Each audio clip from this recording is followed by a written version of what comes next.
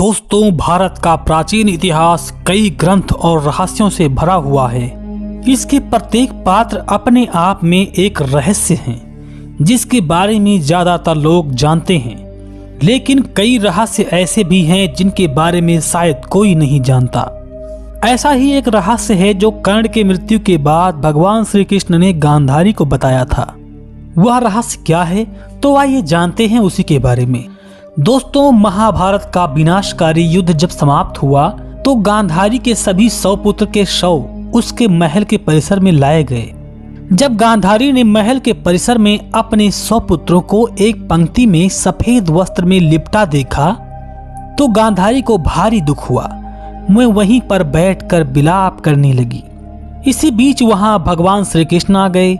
भगवान श्री कृष्ण गांधारी का बहुत सम्मान करते थे। जब भगवान श्री कृष्ण शोक व्यक्त करने के लिए उसी के उद्देश्य से गांधारी के पास पहुंचे तो श्री कृष्ण को देखकर गांधारी को बहुत क्रोध आ गया।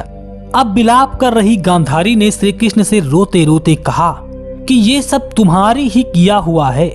गांधारी ने श्री कृष्ण से कहा, हे माधव, अगर तुम चाहते तो इस युद्ध को टाल सकते थे, लेकिन तुमने ऐसा नहीं किया। गांधारी ने श्री कृष्ण से कहा, मैं इस कृत्य के लिए तुम्हें कभी क्षमा नहीं करूंगी।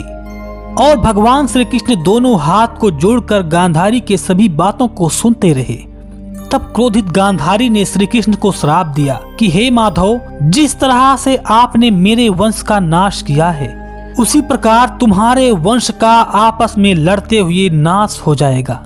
जिस प्रकार से मेरे सामने मेरे पुत्रों का अंत हुआ है, ठीक उसी प्रकार तुम्हारी आंखों के सामने तुम्हारे यादव कुल का विनाश हो जाएगा। इस श्राप को पाने के बाद श्री कृष्ण गांधारी से कहते हैं, हे माता, आपका श्राप मुझे स्वीकार है, किंतु हे माता, क्या आपको ज्ञात है कि इस युद्ध का सच क्या है?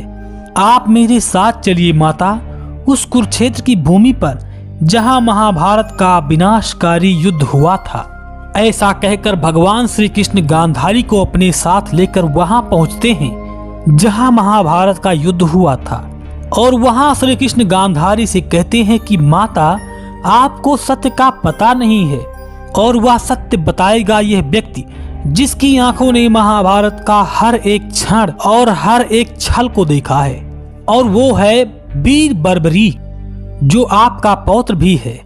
अब वही आपको सत्य से अवगत कराएगा।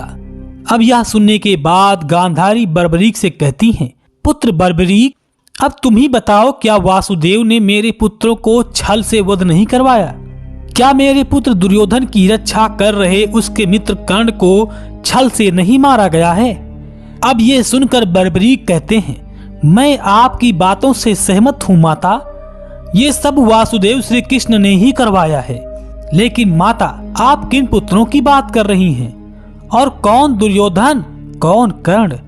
सत्य तो यह है माता कि अगर कुरुक्षेत्र में कोई था तो केवल एक ही महापुरुष भगवान वासुदेव थे। जिस पर प्रहार हुए वो वासुदेव ही थे, और जिसने प्रहार किए वो भी वासुदेव ही थे। उनके अतिरिक्त कुरुक्षेत्र में कोई और उपस्थित ही नहीं था माता। अब गांधारी कहती है, ये तुम क्या कह रहे हो पुत्र?